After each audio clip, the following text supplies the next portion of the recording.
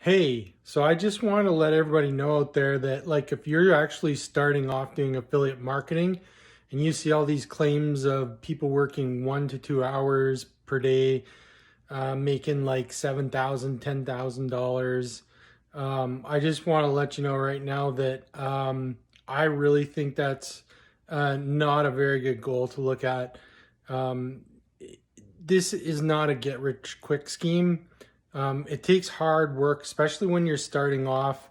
Maybe some of those people might be getting those type of results, but they probably have a really big traffic source or paying like tons of money on actual paid ads in Google. But I think it's good to set your expectation that this is a business and you're going to put into it what you want to get out of it. So most people that start in this put a lot of hours in right off the bat.